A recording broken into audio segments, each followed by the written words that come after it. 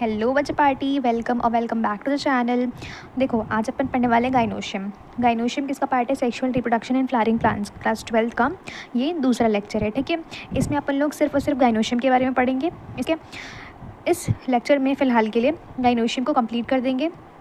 देखो, गाइनोशियम के बाद मतलब कि जितना मैं पढ़ाऊँगी इस लेक्चर में, उसके बाद तुम लोगों को कहीं भी कुछ भी एक्स्ट्रा पढ़ने की ज़रूरत नहीं है, बिकॉज़ मैं सब चीज़ क्लियर करा दूँगी।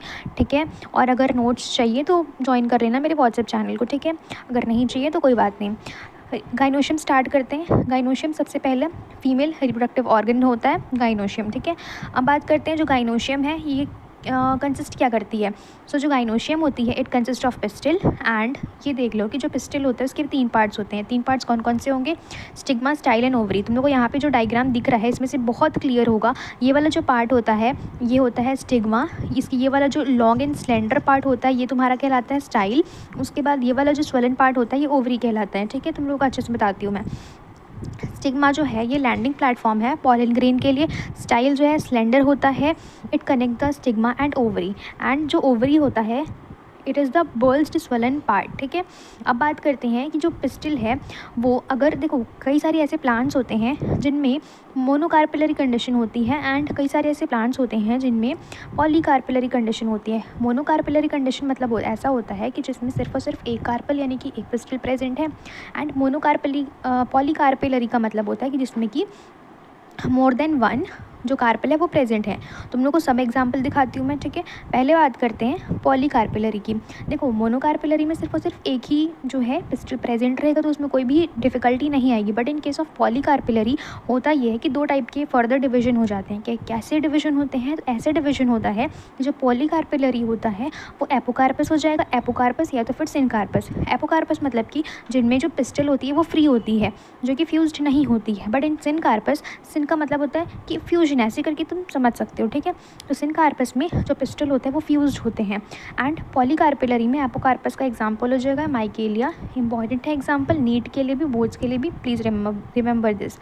सिनकार्पस में तुम्हारा जो एग्जांपल हो जाएगा वो पेपावीर हो जाएगा। दोनों का एग्जांपल जो है NCERT में दिया हुआ है, so you can not ignore this, वरना आपके मार्क्स डिडक्ट हो जाएंगे। ठीक है, अब बात करते हैं ओवेरियन कैविटी की। ठीक है, ओवेरियन कैविटी सबसे पहले ये ओवरी में प्रेजेंट होती है। ओवरी कहाँ पे होती है? मैंने तुमको अभी अभी बताया था कि ये वाला जो पार्ट है ये मान लो हमारा कार्पेल बनाया मैंने, तो ये जो ऊपर वाला पार्ट होता है ये मैंने क्या बताया था, ये स्टिग्मा है और इस part is known as style. And ये वाला जो स्वेलन पार्ट है ये ओवरी कहलाता है। तो इसी ओवरी में ये वाला जो है मान लो इतना ओवरी है। ठीक है, तो ठीक है, ओवरी के अंदर ही ओवेरियन कैविटी कहलाएगा। ये जो कैविटी दिख रही है ना इसी को बोलते हैं ओवेरियन कैविटी। एंड इसी ओवेरियन कैविटी में हमारा जो ओव्यूल है वो प्रेजेंट होता है। ठीक है, अब आगे बढ़ते हैं। अब देख लेते हैं यहाँ पे है क्या क्या। तो मैंने यहाँ पे जो डायग्राम दिखाया तुम लोग को, ये भी तुम लोग देख सकते हो कि ये वाला जो है मैंने ओवरी दिखाया है। इसके बाद ये वाला जो पार्ट है ये ओवेरियन कैविटी है which is also known as locule. And उसके बाद ये वाला जो पहला पार्ट होता है वो ओव्यूल कहलाता है, यानी कि जो बॉडी होती है मैंने उसको ओव्यूल बोलते हैं। उससे पहले ओवरी होगा। ओवरी के अंदर ही क्या प्रेजेंट होता है? ओव्यूल प्रेजेंट होता है। ओव्यूल क्या होता है? ओव्यूल जो है it is the body and ovule और प्लेसेंटा अटैच्ड होते हैं एक स्टॉक से जिसको फ्यूनिकल बोलते हैं। तुम लोग अभी सिर्फ देखते जाओ। ठीक है, जो बता रही हूँ सिर्फ देखते जाओ, सुनते जाओ, तुम लोग को आगे सब समझ में आ जाएगा। ठीक है, ये वाला जो कैविटी है इसको ओवेरियन कैविटी बोलते हैं। उसके बाद ये देख लेते हैं कि जो ओव्यूल है it is attached to the placenta through a stalk जिसको अपन लोग फ्यूनिकल बोलते हैं। एंड ऐसा भी कंडीशन होता है जिसमें कि सिंगल ओव्यूल प्रेजेंट होते हैं एंड ऐसा भी कंडीशन होता है कि जिसमें बहुत सारी ओव्यूल्स प्रेजेंट होते हैं। तो ओव्यूल अगर मैनी है तो एग्जांपल हो जाएगा वाटरमेलन, पपाया, ऑर्किड्स। एंड अगर सिंगल ओव्यूल हैं तो वीट, पैडी, मैंगो, ये सब एग्जांपल हो जाएंगे। अब यानी मैं यहाँ पे मैंने भिंडी का बनाया है क्या, ओवरी। ठीक है, ओवरी ये वाली जो पार्ट दिख रहा है ना तुमको, ये एक ओवेरियन कैविटी है। ठीक है, इसके अंदर जो भी रहेगा वो ओवेरियन कैविटी है। ओवेरियन कैविटी के अंदर क्या प्रेजेंट होता है तुम लोग को अब भी बताया मैंने। ओवेरियन कैविटी के अंदर प्रेजेंट होता है ओव्यूल, फ्यूनिकल एंड प्लेसेंटा। तो वैसे ही यहाँ पे तुम लोग अगर डायग्राम में तुम लोग को दिख रहा होगा, मे बी तुम लोग को दिख रहा होगा because it is very clear कि ये वाला जो है ये ओवेरियन कैविटी है पूरा। ठीक है, एंड उसके बाद ये जो डिवीज़न हो रखे हैं इन्हीं को बोलते हैं सेप्टा। एंड फ्यूनिकल जो स्टॉक होता है वो होता है। एंड यही कनेक्ट करता है प्लेसेंटा को अलॉन्ग विद द ओव्यूल। ठीक है, देखो अब मैं बात करूँगी माइक्रोस्पोरेंजियम की। तो माइक्रोस्पोरेंजियम में तुम लोग ये वाला डायग्राम देख सकते हो। इस डायग्राम में तुमको बहुत सारी चीज़ें इंपॉर्टेंट है यहाँ पे। सबसे पहली चीज़, ये वाला जो पार्ट होता है ऊपर वाला, that will be the ovule. ठीक है, ओव्यूल कनेक्ट होता है किससे, प्लेसेंटा से, with the help of a stalk जिसको फ्यूनिकल बोलते हैं। एंड जो ओव्यूल है इसके दो इंटीग्यूमेंट्स होते हैं, यानी कि बोल सकते हो आउटर कवरिंग होती है। आउटर इंटीग्यूमेंट होता है, एक होता है इनर इंटीग्यूमेंट। ठीक है, एंड इसमें ये भी प्रेजेंट होता है न्यूसेलस। ये देख लो, चैलेजल एंड इसको बोलते हैं एंड माइक्रोपाइलर एंड किसको बोलते हैं। तो ये वाला जो पार्ट है इसको बोलते हैं चैलेजल एंड, एंड यहाँ पे जो ओपनिंग काइंड ऑफ तुमको दिख रही है उसको बोलते हैं माइक्रोपाइलर एंड। ठीक है, and this is the hilum जहाँ पे funicle along with the ovule का जो बॉडी है वो मिलता है, उस पॉइंट को बोलते हैं हाइलम। ठीक है, एंड उसके बाद ये वाला तुम लोग जो बोल सकते हो, ये वाला जो स्ट्रक्चर तुम लोग को दिख रहा है ये फीमेल गैमेटोफाइट है, फिर बोल सकते हो कि एम्ब्रियोसेक है। अब देखो आगे बढ़ती हूँ मैं। तो ये जो फ्यूनिकल है ना, फ्यूनिकल क्या है एक्चुअल में, attaches the body of ovule along with the placenta. ठीक है, ये स्टॉक की तरह काम करता है जो कि अटैच करता है ओव्यूल का जो बॉडी है उसको किससे अटैच करता है, प्लेसेंटा से। चैलेजा किसको बोलते हैं, basal part of the ovule को चैलेजल एंड बोलते हैं। इंटीग्यूमेंट्स होते हैं वो एक्चुअल में प्रोटेक्टिंग कवरिंग होते हैं। ठीक है, प्रोटेक्टिव कवरिंग किसकी होती है, तो वो होती है न्यूसेलस के जो सेल्स होते हैं जो कि जिनकी प्लॉइडी 2n होती है उसको कवर करके रखते हैं, उनको प्रोटेक्ट करके रखते हैं ये जो इंटीग्यूमेंट्स होते हैं वो। एंड जो माइक्रोपाइलर होते हैं, माइक्रोपाइल एंड कौन सा होता है, तो टिप ऑफ द ओव्यूल को बोलते हैं माइक्रोपाइल। न्यूसेलस क्या होता है, न्यूसेलस स्टोर करता है फूड को एंड इट इज़ 2n, यानी कि इसकी प्लॉइडी 2n होती है। जो हाइलम होता है, हाइलम मैंने तुमको ऑलरेडी बताया है कि जो बॉडी ऑफ ओव्यूल है फ्यूज्ड विद द फ्यूनिकल। ठीक है, that point is actually known as the hilum, या फिर बोल सकते हो कि junction between ovule and funicle को ही बोलते हैं हाइलम। एम्ब्रियोसेक जो है, embryo sac is usually one and it is formed from the megaspore. ठीक है, आगे मैं तुम लोग को बताऊंगी कि कैसे फॉर्म होता है।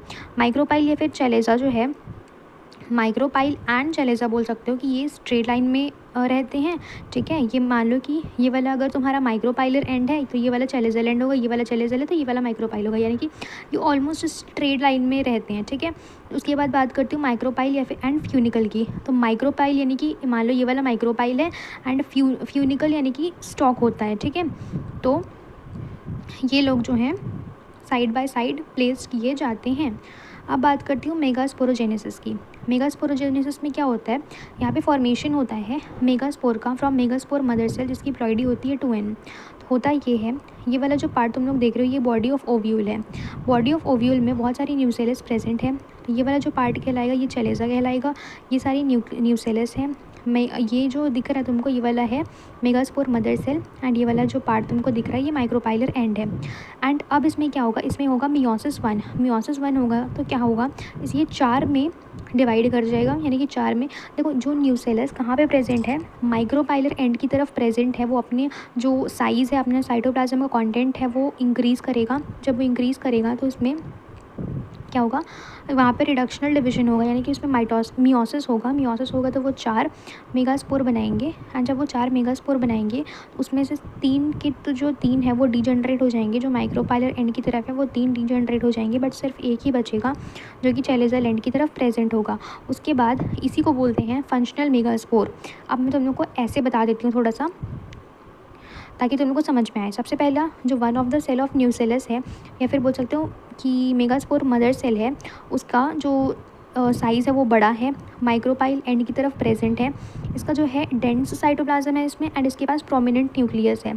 तो होगा क्या, इसमें मियोसिस होगा, यानी कि रिडक्शनल डिवीजन होगा, जहाँ पे 4 मेगास्पोर जो फॉर्म हुए हैं उसमें से 3 डीजनरेट कर जाएंगे एंड सिर्फ और सिर्फ एक फंक्शनल मेगास्पोर बचा रहेगा। उसके बाद यहाँ पे फंक्शनल मेगास्पोर जो है चैलेजल एंड की तरफ बचे रहेगा, जो कि फॉर्म होगा आगे एम्ब्रियोसेक में। वो कैसे फॉर्म होगा मैं तुम लोग को बताती हूँ। ठीक है, अब बात करते हैं formation of embryo sac. Formation of embryo sac में होता ये है कि जो फंक्शनल मेगास्पोर है ना, तुम लोग को मैंने जो बताया था जो कि चैलेजल एंड की तरफ है, उसमें फर्स्ट मियोटिक डिवीजन होगा। ठीक है, फर्स्ट जब उसमें माइटोटिक डिवीजन होगा, नॉट मियोटिक डिवीजन। ठीक है, जब इसमें फर्स्ट माइटोटिक डिवीजन होगा, माइटोटिक डिवीजन में भी सिर्फ और सिर्फ कैरियोकाइनेसिस होगा, साइटोकाइनेसिस नहीं होगा, ठीक है। जब यहाँ पे डिवीजन हो जाएगा तो ये लोग बनाएंगे 2 न्यूक्लिएट एम्ब्रियो सेक, ठीक है। 2 न्यूक्लिएट बनेगा जब जो दोनों न्यूक्लियस हैं वो लोग अपोजिट पोल में चल देंगे, यानी कि ये वाला जो है यहाँ ये कौन से एंड में था वो मेगास्पोर, तो वो जो फंक्शनल मेगास्पोर था वो था चेलेसल एंड में, ठीक है। अब जब आगे वो डिवाइड होगा यानी कि 2 बनेंगे तो एक चला जाएगा चेलेसल एंड की तरफ, एक हो जाएगा माइक्रोपाइलर एंड की तरफ, जैसे कि यहाँ पे शो हुआ है, ठीक है। They both will move towards the opposite pole. अब बात करते हैं कि जो दोनों न्यूक्लियस हैं वो फिर से माइटोटिक डिवीजन करेंगे, यानी कि फिर से वो कैरियोकाइनेसिस करेंगे, साइटोकाइनेसिस नहीं करेंगी। उसके बाद ये वाला कन्वर्ट हो जाएगा 4 न्यूक्लिएटेड में कन्वर्ट हो जाएगी, 4 न्यूक्लिएट एम्ब्रियो सेक में कन्वर्ट हो जाएगी। उसके बाद उसमें थर्ड माइटोसिस होगा। जब थर्ड माइटोसिस होगा तब उसमें क्या कंडीशन आएगी मैं तुम लोग को बताती हूँ। इसमें भी फिर से क्या होगा, कैरियोकाइनेसिस होगा, साइटोकाइनेसिस नहीं होगा, ठीक है। Karyokinesis is not immediately followed by the cytokinesis and यहाँ पे फ्री न्यूक्लियर डिवीजन तुम लोग को दिखने को मिलेगा, मल्टी न्यूक्लिएटेड कंडीशन आ जाएगी।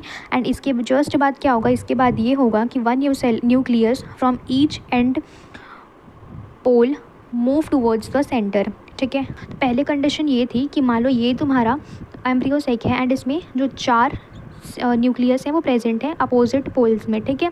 तो होगा क्या, यहाँ पे कंडीशन ऐसी बनेगी कि ये वाला मान लो तुम्हारा एम्ब्रियो सेक है, अब इसमें 3 जो है अपोजिट पोल्स में ही रहेंगी, लेकिन एक एक जो है दोनों साइड से बीच में आ जाएगा।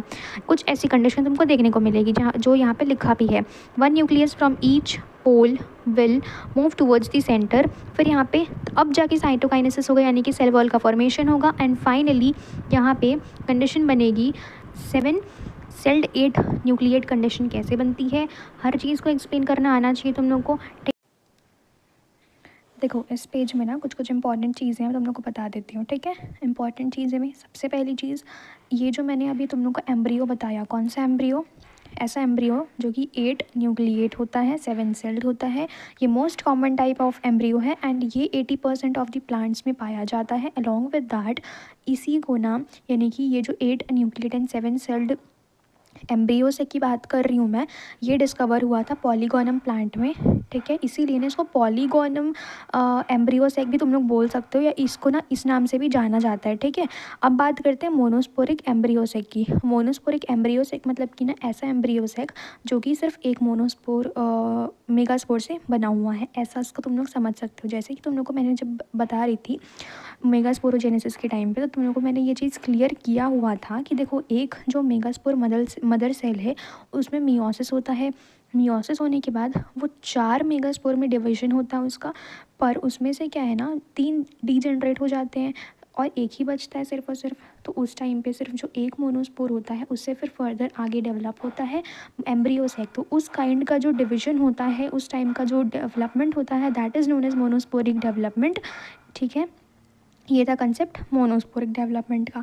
उसके बाद देख लेते हैं फिलीफॉर्म एपरेटिस की। तो जो फिलीफॉर्म एपरेटिस है ना, देखो फिलीफॉर्म एपरेटिस क्या होता है ना, फिलीफॉर्म एपरेटिस वॉल ऑफ जो सिनर्जिड की वॉल होती है उनकी स्पेशल थिकनिंग होती है, उसी स्ट्रक्चर को अपन बोलते हैं फिलीफॉर्म एपरेटिस।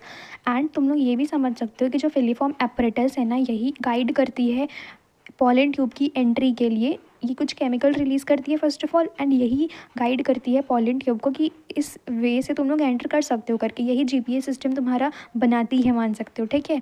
उसके बाद देख लो कि ये जो टोटल प्रोसेस होता है, तुम लोग को मैंने बताया था कि मेगास्पोरोजेनेसिस में क्या क्या होता है एक्चुअल में। तो एक मियोसिस और 3 माइटोसिस बनते हैं, उसके बाद जाके बनता है तुम्हारा एक एम्ब्रियो सेक। एंड तुम लोग देखो तुम लोग यहाँ पे भी देख सकते हो कि यहाँ पे जो फ्यूजन हो जाता है इन दोनों न्यूक्लियस का, एंड फिर वो एक सेकेंडरी न्यूक्लियस बना लेती है, ठीक है। एंड या तुम लोग को ना मैं एक चीज़ क्लियर कर देती हूँ। मान लो कि हम लोग का ये वाला जो पार्ट है इतना, ये वाला पार्ट ओवरी है, ठीक है। ये हम लोग का जो फीमेल पिस्टल होता है ना, स्टिग्मा, स्टाइल एंड ओवरी। तो मैं तुम लोग को ओवरी का बता रही हूँ, ठीक है। ओवरी के अंदर क्या क्या होता है तुम लोग को एक बारी ओवरऑल बता रही हूँ, ताकि तुम लोग गाइनोशियम में एकदम क्रिस्टल क्लियर हो जाए तुम्हारा गाइनोशियम, ठीक है। अब इसके अंदर क्या होगा, एक ऐसा स्ट्रक्चर प्रेजेंट होगा, ठीक है। ऐसे स्ट्रक्चर को अपन लोग बोलेंगे, ये वाला पार्ट इसका ओव्यूल हो जाएगा, ये वाला इसका फ्यूनिकल हो जाएगा, यहाँ से ये प्लेसेंटा से अटैच्ड होगा। अब देखो, अब दूसरी चीज़ ये है कि यहाँ पे भी एक ऐसा करके स्ट्रक्चर प्रेजेंट होता है, ठीक है। अब ये जो स्ट्रक्चर है इसमें 3 यहाँ पे सेल प्रेजेंट होंगे और 3 यहाँ पे सेल प्रेजेंट होंगे एंड दो बीच जो है यहाँ पे सेंटर में 2 न्यूक्लियस प्रेजेंट होंगे। इन्हीं न्यूक्लियस को सेंट्रल जो है सेल में प्रेजेंट होते हैं, इन्हीं न्यूक्लियस को पोलर न्यूक्लियाई तो हम लोग बोल सकते हो, ठीक है। बाई न्यूक्लिएट होती है एंड ये वाला जो रीजन है, देखो ये वाला जो तुम्हारा है ये रीजन माइक्रोपाइलर एंड है और ये वाला जो है ये चेलेजल एंड है, तुम लोग को आगे मैंने बताया था पीछे, ठीक है। अब देखो ये जो चेलेजल एंड है यहाँ पे क्या क्या प्रेजेंट होगा, तो यहाँ पे 3 सेल हैं, 3 न्यूक्लियस भी हैं एंड ये वाला जो है ये कहलाएगा एंटीपोडल सेल, जो कि हैप्लॉइड होते हैं एम्प्लॉयडी एंड ये चेलेजल एंड पे होते हैं, ठीक है। अब मैं देख लो, अब देखो यहाँ पे माइक्रोपाइलर एंड पे क्या होता है ना, यहाँ पे 3 सेल यहाँ पे भी प्रेजेंट है, एक न्यूक्लियस है, तीनों के पास एक एक न्यूक्लियस है, ठीक है। एंड यहाँ पे ये जो तीनों फॉर्म करती हैं एग एपरेटिस क्यों बोल रही हूँ मैं, क्योंकि यहाँ पे 2 सिनर्जिड होती हैं और एक यहाँ पे एग सेल प्रेजेंट होती है। तो तुम लोग को अभी जब मैं बता रही थी कि जो फ्यूजन हो जाता है एंड फॉर्म हो जाता है सेकेंडरी न्यूक्लियस का, तो यहाँ पे ये जो दोनों सेल हैं इन्हीं का फ्यूजन होता है, ठीक है। इन्हीं का जब फ्यूजन होगा तो जो मेल गैमेट रहेगा वो क्या करेगा, एक तो मेल गैमेट इसके पास आएगा, एक मेल गैमेट इस एग एपरेटिस के पास आएगा और एक मेल गैमेट जो है इसके पास आएगा, यानी कि सेकेंडरी न्यूक्लियस के साथ फॉर्म होगा। जब वो सेकेंडरी न्यूक्लियस के साथ वो फ्यूजन करेगा तो वो एंडोस्पर्म बनाएगा, ठीक है। बट यहाँ पे ये जब इसके साथ फ्यूज करेगा, यानी कि ये वाला जो पार्ट है दैट इज़ एग के साथ, अगर वो एग सेल के साथ फ्यूज़ करेगा तो वो जाइगोट बनाएगा। तो ओवरऑल यहाँ पे डबल फर्टिलाइजेशन होता है, जो कि मैं तुम लोग को फर्टिलाइजेशन वाले टॉपिक पे क्लियर करूँगी। मे बी तुम लोग को ये चीज़ बहुत अच्छे से अब क्लियर हो गई होगी, क्योंकि मैंने बहुत क्लियरली इसको समझाने की कोशिश की है। पर अगर फिर भी कुछ ना समझ में आया हो, तो अगर कोई भी डाउट हो रहा होगा तो do let me know in the comments and yeah, that's it for today's video. Thank you so much for watching. Bye bye, see you in the next one.